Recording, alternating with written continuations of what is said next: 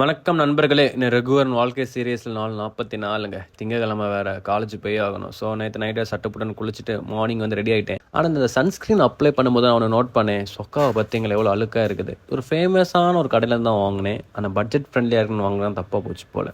வேற எந்த கடை ஜுடியோ தான். போட்டு பார்த்தேன், பிடிக்கல. சன்ஸ்க்ரீன் அப்ளை பண்ணிட்டு அடுத்த ட்ரெஸ் மாற்ற போயிட்டேன். சைடு கேபில் பார்த்தீங்களா தமிழ் ஃபிட் செக் பார்த்துட்டு இருக்கான் லுங்கியோட. டக்குன்னு வந்தேனா சொக்காவை மாற்றியாச்சு.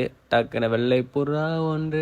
இன்னும் உலக அதிசயமாக தமிழ் வேறு சட்டு புட்டுன்னு ரெடி ஆகிட்டான். ஸோ நான் அவங்க கூட ரொம்ப நாள் அப்புறம் கழிச்சு காலேஜ் போனேன். அப்படியே போகும்போதே 14 நாள் அப்புறம் நாங்கள் மார்னிங் காலை உணவே சாப்பிட போகிறோம். அதிசயமாக இருந்துச்சு. இட்லியும் வடையும் வடகரியும் வாட் ஏ காம்பினேஷன்டா ராசா. சாப்பிட்டுட்டு அப்படியே போய் அட்டி கடையில் போய் ஒரு காஃபி குடிச்சிட்டு நேராக கிளாஸுக்கு போயிட்டேன். பிளாக்கு போகிறேன், பார்த்தா புதுசாக ஒரு அப்கிரேடாக. இதுதான் அந்த அப்கிரேடு பார்த்தீங்களா. முன்னாடி FSH 1ன்னு இருந்துச்சு. இப்போ பாருங்க இப்படி இருக்கு. நம்ம பையனை பார்த்தீங்களா, கிறிஸ்தனிக்ஸ் வந்த பொம்மை மாதிரியே இருக்கான். தொப்பியும் சொக்கா டிஷர்ட். கிளாஸும் முடிஞ்சு பார்த்தா பசங்க வந்து டர்ஃபு போலான்னு பிளான் போட்டாங்க. எங்கடா நடக்க போ, சும்மா பேசுவானுங்க கண்டென்ட் வேண்டி நினைச்சேன். ஆனா தமிழ் பொலாடு மாதிரி பாலை போட்டுட்டு இருந்தான். ஒருத்தனை கொட்டை கிட்டலாம் கிளங்கி நின்றுட்டாங்க. எம்மா எம்மா அப்படி ஒரு அடி.